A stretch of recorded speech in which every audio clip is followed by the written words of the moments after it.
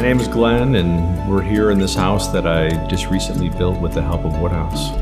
As a family, for me growing up, we had a lake house up in Wisconsin, and it was where my father was originally from. And growing up, it was always, I wish I could just be there, but there was not work there, so we always just used it for a vacation home. So when I retired from the Navy in 2007, we'd look for a location that would allow us to possibly have a lake retreat for our family.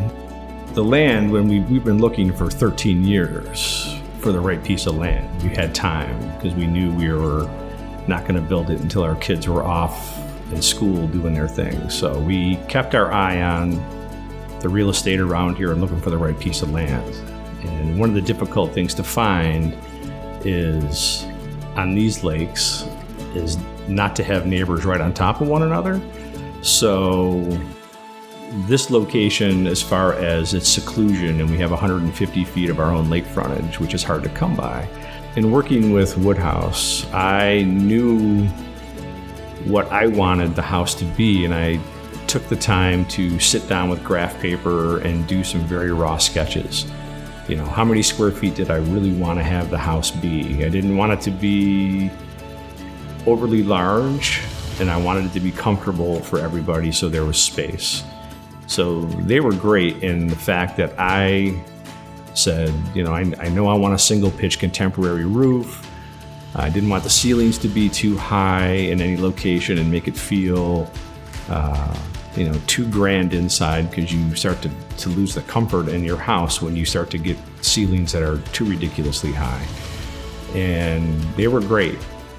Being able to take my architecturally trained drawings and give them to them, they helped me massage the plan, floor space wise especially. They didn't really get into trying to make the house bigger or smaller, but just how to best occupy or locate, thinking about where furniture is going to go, and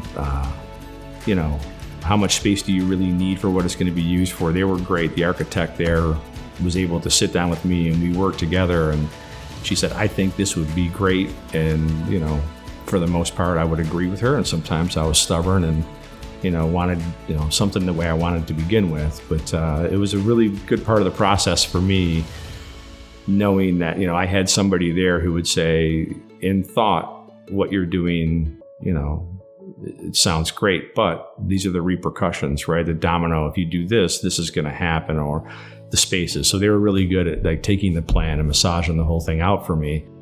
When we were thinking about how we travel, and we had great friends for years that we traveled with and explored, new areas of the world. And whenever I was stationed in the Navy, we always had groups of people that would travel together. And so I thought about, how can I make this feel like there's privacy for individuals when they want it, and have large gathering areas for when you wanted to all be together. So big kitchen was essential, the ability to have a large table that could hold 12 to 16 people for meals so everybody could communally eat.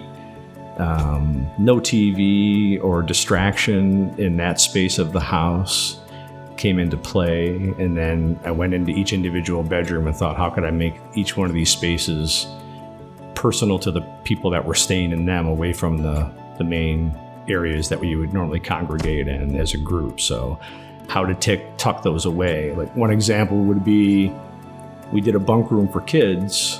One day, hopefully we'll have grandkids that they'll bring home, and thinking about traveling with kids, having a space for them to be that's not in the center of, adults having their fun time was really crucial to me. And so, you'll see on the drawings that we built this bunk room over the garage. And I said, I don't want it to feel like they're sequestered too far away. And so we built a catwalk that gave it access from the inside. And so there's this really cool catwalk that takes you from the main stair system at the top over to this bunk room.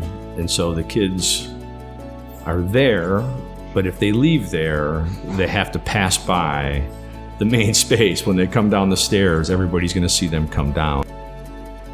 the ability to gather in all these different places, the deck was really important to me, to have a place where you didn't have to carry dinner and drinks and things down to the next level or the next level.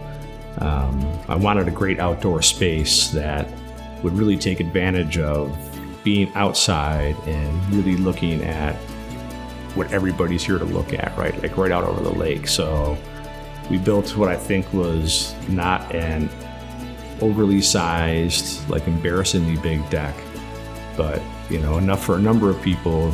The same people that sit inside at the inside table can sit at the outside table, and the people that gather in the living space on the inside can step right out and have the same amount of space on the outside to gather and just be outside, right? Weather's lousy, you get the views inside, but the weather's nice, you want to be outside. So we thought a lot about that, and I was going to call it the flight deck. The house, jokingly, being on aircraft carriers for a good chunk of my Navy career, because it just feels like when you're on that deck and you're standing at the railing, it feels like you're on the flight bridge of an aircraft carrier looking down over the flight deck. And it was corny maybe, but it absolutely has that feel. You're able to step out and survey the entire backside of the property from the deck. It's spectacular.